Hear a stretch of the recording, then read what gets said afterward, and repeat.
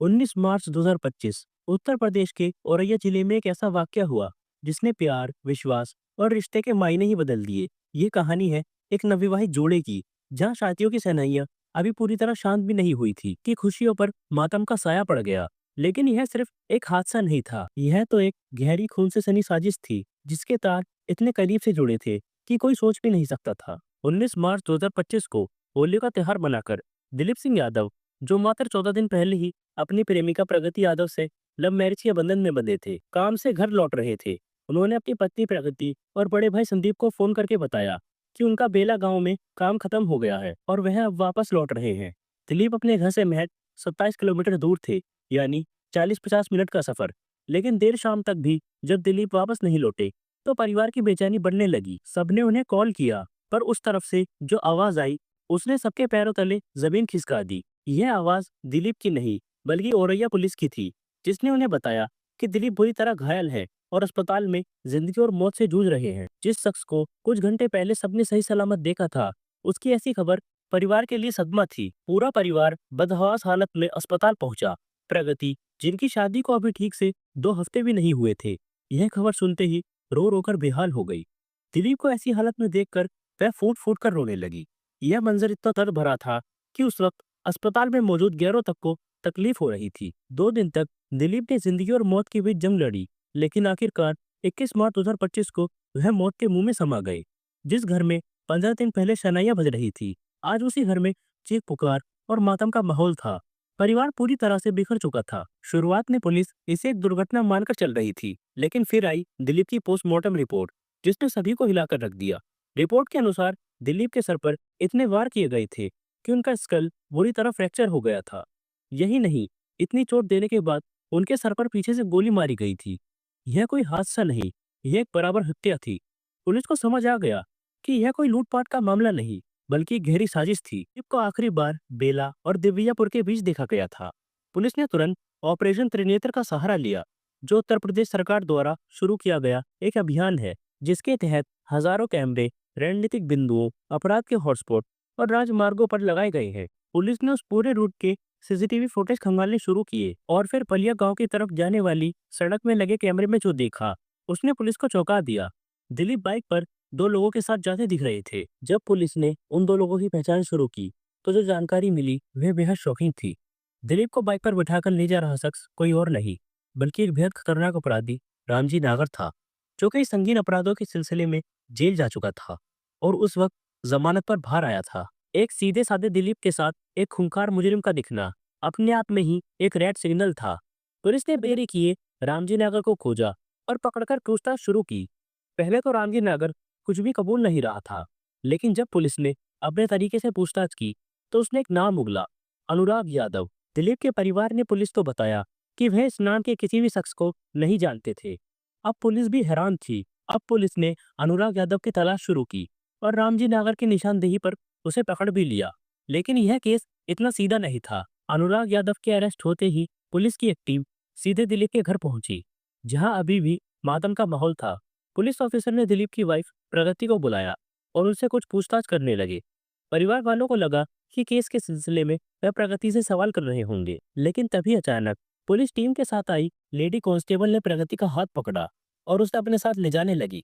यह देख वहां मौजूद परिवार और गांव के लोग भड़क गए और गुस्से में पुलिस का रास्ता रोककर पूछने लगे कि आखिर वह उनकी बहू को ऐसे कैसे उठाकर ले जा रहे हैं।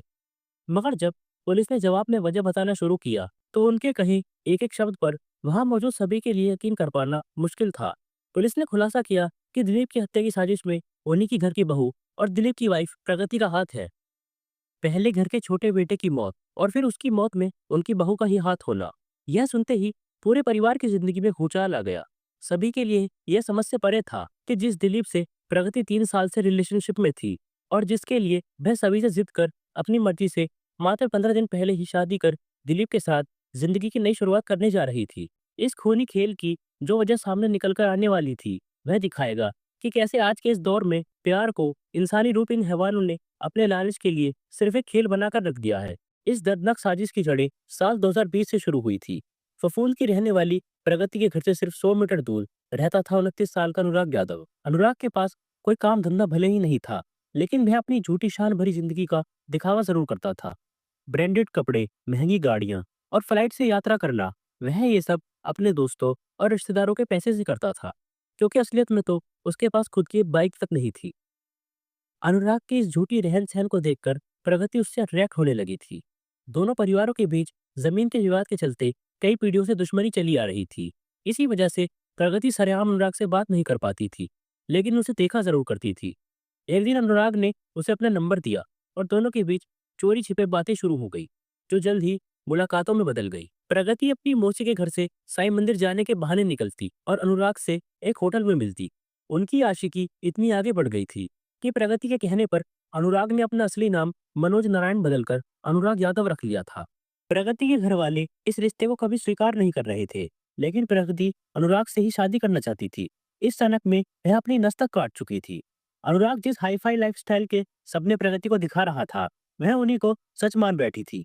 उसकी बड़ी बहन पारुल की शादी 2019 में एक करोड़पति घराने में हुई थी। अपनी बहन की अच्छी जिंदगी और सारे शौक पूरे होते देखकर प्रगति भी शानो शौकत से अपनी लाइफ जीना चाहती थी। लेकिन वह यह भी जानती थी कि परिवार के विवादों के चलते अनुराग से उसकी शादी नहीं हो पाएगी, और अगर हो भी गई तो अनुराग उसे वह लाइफ नहीं दे पाएगा जो वह जीना चाहती थी, क्योंकि वह अमीर नहीं था। प्रगति के सपने तो बड़े थे और वह उन्हें असल में जीना चाहती थी, लेकिन अनुराग के साथ यह संभव नहीं था। यहीं से प्रगति ने अनुराग के दिमाग में एक ऐसा हैवानियत का बीज बोया जिससे उसके लालची इरादे पूरे हो सकते थे। साल 2022 में प्रगति की बहन पारुल के ससुराल में उसने परिवार के छोटे बेटे दिलीप को अपने शिकार की तरह देखा। दिलीप का परिवार फाइनेंशियली बहुत मजबूत था। प्रगति ने एक सोची समझी चाल के तहत पहले दिलीप से दोस्ती की और फिर मिलने जुलने के बहाने उससे नजदीकियां बढ़ाने लगी। प्रगति के इस फेंके गए जाल में दिलीप पूरी तरह फंस गया। प्रगति अपने असली इरादों को छुपाकर दिलीप के साथ कुछ हफ्ते या महीने नहीं, बल्कि पूरे 3 साल तक प्यार का नाटक करती रही। उसने तो यह तक किया कि दिलीप को अनुराग से मिलवाया और उन दोनों के बीच दोस्ती भी करवा दी, ताकि कोई शक न करे। दिलीप को जरा भी अंदाजा नहीं था कि जिस अनुराग को वह अपना दोस्त मान रहा था, वह असल में प्रगति से किस हद तक जुड़ा है। प्रगति और अनुराग ने मिलकर दिलीप के भोलेपन का फायदा उठाया। एक तरफ प्रगति दिलीप से प्यार का नाटक कर रही थी, वहीं पीठ पीछे वह अनुराग के साथ हर तरह से रिलेशनशिप में थी। प्लान के हिसाब से प्रगति ने दिलीप को विश्वास दिलाया था कि वह उससे बहुत प्यार करती है और उसके बिना जी नहीं सकती। दिलीप इस जाल में ऐसा फंसा कि वह प्रगति से शादी करने के लिए अपने घर वालों के खिलाफ जाकर जिद पर अड़ गया। कितने दुख की बात थी कि जहां एक तरफ एक लड़का प्यार के लिए अपने घर वालों से लड़ रहा था, उधर वह धोखेबाज लड़की प्यार के नाम पर चक्रव्यूह बनाकर उसे खत्म करने की साजिश रच रही थी। आखिरकार उसका आधा प्लान तो सक्सेसफुली पूरा हो गया जब दिलीप के घर वालों की मंजूरी से दोनों की शादी हो गई। यह लड़की इतनी शातिर थी कि उसने अपने चेहरे के पीछे अपने असली रंग को छुपा रखा था। उसका शैतानी दिमाग दिलीप को खत्म करने में लगा था। वहीं वह चेहरे पर मुस्कुराहट ओढ़े दिलीप के घर वालों का दिल जीत रही थी। सारी रस्में पूरी होने के बाद प्रगति चौथी यानी शादी की रस्म के बाद अपने मायके चली गई। पर उसके लौटने की असल वजह यह भी थी कि वह अनुराग से मिलने के लिए तड़प रही थी। 17 मार्च को प्रगति उसी होटल में जाती है जहां पर वह हमेशा अनुराग से मिला करती थी, और वहीं पर वह एक रील भी बनाती है। देखने में तो लगता है कि प्रगति अपनी शादी से खुश है, पर इस हंसी के नकाब को पहने वह उस होटल में जाकर अपने प्लान को आखिरी अंजाम तक पहुंचाने वाली थी। शुरू से ही प्रगति की प्लानिंग थी कि दिलीप को प्यार के जाल में फंसाने के बाद उसको मारकर खत्म कर देंगे। वह ये सब इसलिए कर रही थी क्योंकि वह दिलीप की करोड़ों की दौलत पाना चाहती थी, ताकि उस दौलत से अनुराग के साथ रहकर ऐशो आराम की जिंदगी जी सके। इस मर्डर को अंजाम देने के लिए अनुराग ने अपने मौसेरे भाई दुर्लभ यादव को इस प्लान का हिस्सा बनाया, जिसका आपराधिक बैकग्राउंड था। दुर्लभ ने अपने दोस्त रामजी नागर को हायर किया। रामजी नागर ने दिलीप को मारने के लिए 2 लाख रुपए की सुपारी ली, जिसमें 1 लाख रुपए काम से पहले और 1 लाख रुपए काम हो जाने के बाद मिलने थे। लेकिन अनुराग और प्रगति के पास इतने पैसे नहीं थे। प्रगति ने दिमाग लगाकर मुंह दिखाई में मिले 70,000 रुपए अपने पास ही रख लिए और बाकी बचे 30,000 रुपए उसने दिलीप से ही मांग लिए थे। अपने प्यार और अपनी होने वाली बीवी के इरादे से अनजान दिलीप को बिल्कुल भी भनक नहीं थी कि उसी पैसों से उसी की मौत का सौदा किया जा रहा है। पूरे पैसे इकट्ठा हो जाने के बाद अब इस साजिश में 5 लोग शामिल हो गए थे: अनुराग, प्रगति, दुर्लभ यादव, रामजी नागर और उसका दोस्त शिवम यादव। अब यह लोग सही मौके का इंतजार कर रहे थे। 19 मार्च 2025 को जब दिलीप ने बेला गांव से वापस लौटने से पहले प्रगति को कॉल किया, तो प्रगति ने तुरंत ही अनुराग को दिलीप की लोकेशन बता दी। अनुराग दिलीप की पहचान कराने रामजी नागर, दुर्लभ और शिवम को उसी लोकेशन तक लेकर गया और उसकी पहचान कराने के बाद खुद वहां से वापस लौट गया। इसके बाद यह तीनों दिलीप का पीछा करना शुरू करते हैं। दिलीप का पीछा करते करते उन्होंने सुनसान जगह में उसकी हाइड्रा रुकवाई और नाटक किया कि उनकी कार खराब हो गई है। उन्हें मदद चाहिए। दिलीप उनकी असलियत से अनजान उनके कार की लोकेशन दिखाने की बात कहता है ताकि वह उनकी मदद कर पाए। इतनी आसानी से दिलीप को मानता देख रामजी नागर उसे अपनी अपाची बाइक पर बिठा लेता है और लोकेशन दिखाने के बहाने वह दिलीप को पलिया गांव में गेहूं के खेत में ले जाता है, जहां रामजी नागर का दोस्त शिवम दूसरी बाइक से उस लोकेशन पर पहुंचता है।